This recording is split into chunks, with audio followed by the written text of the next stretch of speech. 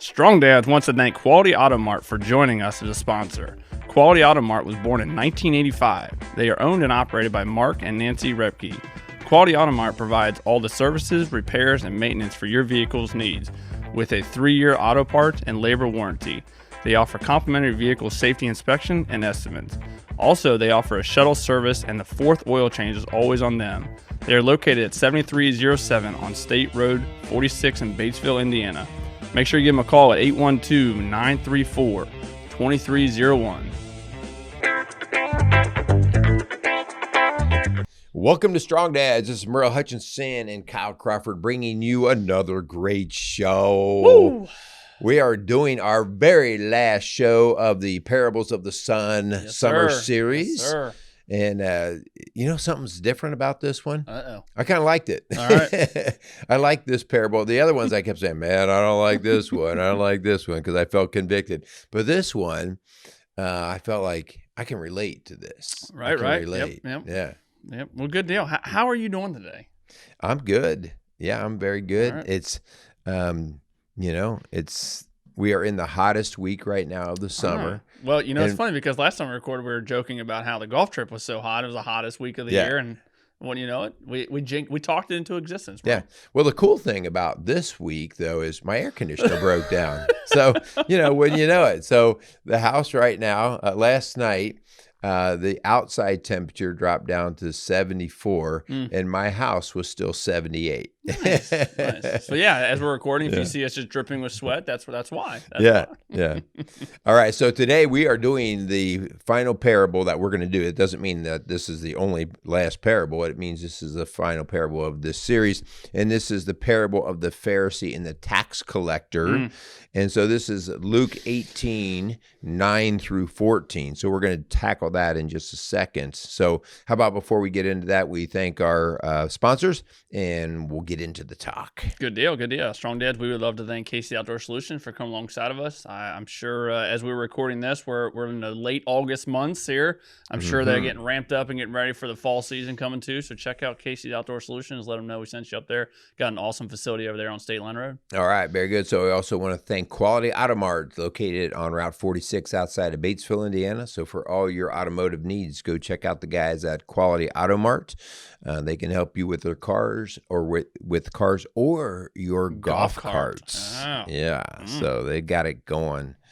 All right, so let's read the parable. Okay, we'll get right to the business here. Let's read the parable, and then let's kind of break this thing down. It's a fairly short parable, so hang in there, guys. Let's see what we can get out of this. All right. Again, Luke 18, 9 through 14. To some who were confident of their own righteousness and looked down on everyone else, Jesus told this parable. 2 men went up to the temple to pray, one a Pharisee and the other a tax collector. The Pharisee stood by himself and prayed, God, I thank you that I am not like other people, robbers, evildoers, adulterers, or even this tax collector. I fast twice a week, and I give 1/10 of all I get. But the tax collector stood at a distance. He would not even look up to heaven, but he beat his breast and said, God, have mercy on me, a sinner. I tell you that this man, rather than the other, went home justified before God. For all those who exalt themselves will be humbled, and those who humble themselves will be exalted. I kind of screwed up that reading a little bit. I need to learn to read better. All right. You and me both. Yeah. All right, man. So I can relate to this. You've talked about your coming to your Christian faith, and it happened a little bit later. Even, as a kid, it wasn't that church didn't exist at all, but you guys weren't really connected. And so what was it like for you walking into a church for the first times? How did you feel?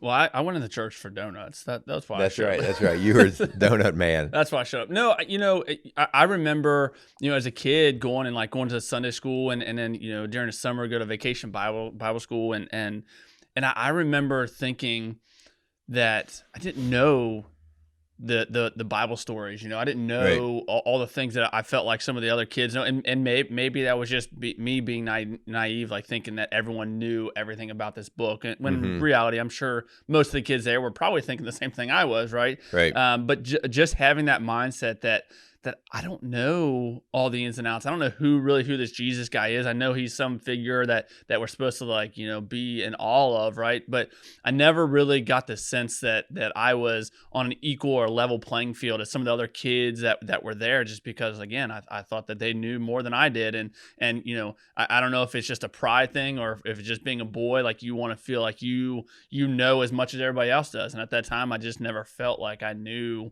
what I thought they all knew. Yeah. Yeah. So you just kind of come in inadequate, really. Yeah. I grew up on the west side of Cincinnati, very German Catholic.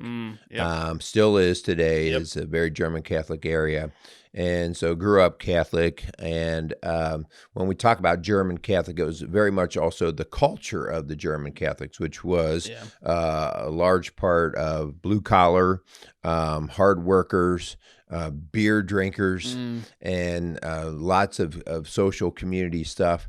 And so I just grew up with a lot of that emphasis on the culture, the beer drinking, the fun, the social part. And to me, that was like just part of being Catholic. Sure. Yeah. And so when I started to feel like, man, I don't know if I even know my faith. I don't even know if I know God.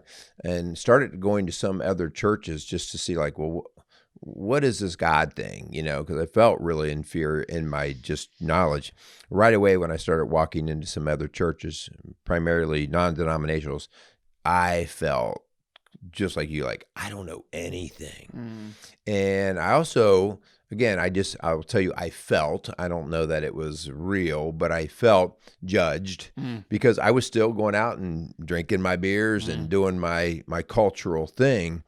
And I felt like, man, everybody's just, there's no way I'm good enough for these people. If they only knew the stuff that I did, how I might talk, how I drink, how I do these things, this place would burn down right in my place. So I felt pretty inadequate there. Yeah. Isn't I don't maybe as you were talking, Merle, maybe you felt this way.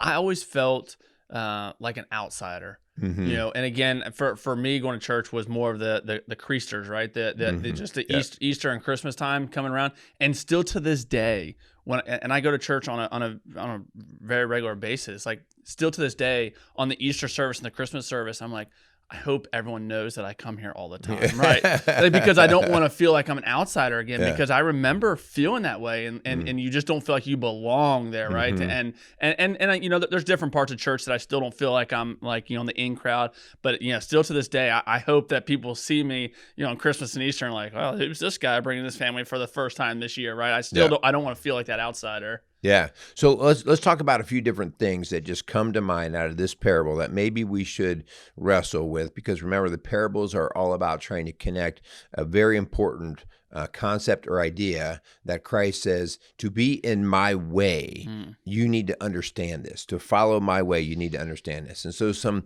terms that came to my mind when we are just going through this are the term of like that holier than thou or self-righteousness, okay? And just to like know what that is, that self-righteousness is me comparing myself against another person. And so like you're very self-righteous about your golf game compared to my golf game, right? Here we go. You're like, oh my gosh, I'm a lot better golfer than you. At least I didn't shoot a 55 and have like, 9 3-hole putts. So the idea of us comparing us to each other, right? And as long as I can be better than you, then I'm good. Yeah. And how off that is. Like, at the end of the day, we are to be comparing ourselves to who? Right. And that comparison is to Christ. Yeah. I mean, that's the way. That's who we're shooting up for, to aim for. That's the bar. And when we lower the bar to ourself against others, we're missing the whole concept. Right. Well, I mean, if we look at the parable, I mean, the Pharisee looking at the tax collector, and again at that time, those tax collectors were considered less than they were the everyone hated the They were tax collectors, scum, right? yeah. And I think it's so easy to say, well, I would never be like the Pharisee, this religious figure that seemingly has everything together and is looking down on this tax collector. But just what you're saying, Merle, it's so easy, when you mess up in your walk, it's just like, well, at least I'm not doing what Joe Schmo over here does every day. It's like, at least I'm not going on getting drunk. But it's like just what you said, in the eyes of God, like we're all sinners, right? We've all fallen short of the standard and that he set for us, that he wants us to achieve. And it's just like, man, when we get stuck in this comparison game, it's a dangerous road, because there's always going to be, when you get that in that comparison game, there's always going to be some self-righteous, like, well, at least I'm not doing what that person's doing. Yeah. And I mean, it's a trap that we fall into, right? Yeah. And we compare ourselves all the time, from the levels of our faith, the levels of our money, the levels of our athleticism, all these things. And it's like, back off. Yeah. There's only one bar. Yeah. Well, don't you think, I mean, especially for men, I think, and I'm only speaking to men because I'm not a woman. I'm sure women deal with this too, but like we've talked a lot about, a lot of times in society, you measure how manly someone is by the size of their truck and their bank account. And I think it's so true. I can't tell you the number of times I'll be driving down my own street and I'll see somebody that I know and I'm like, man, he's got a really nice truck. I'd love to have that, and you start to play that game in your mind and you try and build it up. But again, just going back, it's like, no, it's all based off of, how God has set us, how he views us, and it's not getting into that self-righteous mindset. Yeah. And so the bottom line with that idea is we start to act more like a Pharisee, right? Like the Pharisee he's comparing himself to others versus God. Yep. And so he does everything he can to be better than others rather than working towards God. And so there are certain terms that just come into play with this. When we get into a lot of self-righteous thinking and living, terms like narcissism. And so we talk in our work we do here at Rock Solid Families, we talk a lot about narcissism. And by the way, everybody has a level of narcissism. It's called selfishness, okay? And so narcissism, when it gets to be excessive, is the idea that people get locked into only seeing life and the world through their eyes. Like they can't imagine, how anybody else could do a certain thing a certain way, or why they do the things that they do. I mean, it's just beyond them, all right? Because they're only filtering through their own eyes. And so the Pharisee here is exhibiting narcissistic attitudes and ways. And so I bring up the opposite. So the way that we at least deal with narcissism, if we're actually going to try to reveal it and then correct it at some level, is trying to teach empathy. Right? And that means, okay, me first starting off with asking you, well, how are you doing? So what do you think about this? How is your life going? Where I'm actually trying to put myself in their shoes. Yeah. And so that's something that will quickly get you to realize, wow, that person's got value. They see things, in a different way than I do. Yeah. So anyway, those are two big terms that come to my mind there. Yeah. And when I know I shared this before in the show that a long time ago, I was getting real burnout with my job. This is probably going back 10 plus years. And I made the comment to my brother, like, I just don't understand, the same person will call us for the exact same thing. Why don't they, do things for themselves, right? Why don't they try and make a change? And my brother looked at me, he's like, isn't that it? I'm really glad God doesn't see us the way that you see that, and it's just like, it's just that understanding that's like, I was very narcissistic in the way I was thinking about it versus having the empathy, which I know, I recently just watched a sermon from Crossroads, and the guy said that God is he's an empathetic God, that he understands what we're going through. He understands that we're scared and we don't know certain things that are going to happen. And it kind of, he has that that heavenly perspective, and he has empathy for us in our failings. And it's just like, if we're supposed to emulate what God looks like, having the empathy, just like this Pharisee should have had the empathy for the tax collector. And it's just like, man, I fall short so much when it comes to the lack of empathy, and I get stuck in this narcissistic way in my own mind. I kind of get stuck in my own mind. So yeah. So then he talks about in the passage here, the the very last sentence there, he talks about, for all those who exalt themselves will be humbled, and those who humble themselves will be exalted. So a term that then comes in, and this is one that nobody really likes to have in their life, but it's the idea of humility. And we've talked about being humiliated, right? When you're humiliated, you are, from the outside, somebody's knocking you down. They're making you feel less than. Well, nobody likes that feeling. Right. But to have humility is to just naturally put yourself at a lower level of importance, right? To not hold yourself up in high regards and high esteem. And so the idea here is not to be self-deprecating, meaning I'm not good at anything, I suck, I'm terrible. No, like that's not what God's asking for. He's just saying, don't be better than you are. Okay, like don't act like you're better than the others. And so that's that humility. Yeah, and I think it's just taking that perspective, that view that God sees us a certain way, right? And we can have a humble kind of heart, but also understand that God still sees us in high regard. We're still considered his child, right? And I think having that perspective, that just like you were saying, it's not like you're browbeating yourself to the point where I'm going to take the humble road here and I'm just going to consider myself less than everybody else and continue to beat yourself down. It's like, wait a second, you can be humble, because if you see yourself in the way that God sees you, then there's value in that. Yeah. So I like the word that you used, and you said, God sees us as his child.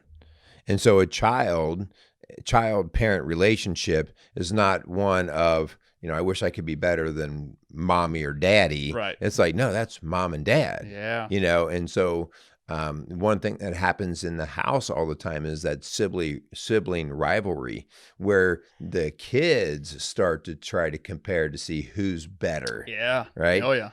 But in relationship to the parent, the kids aren't trying to be better than the parents. Okay. Yeah. And so that perspective, to understand that, and I think to wrap your head around the idea of, like, let's just be right up front.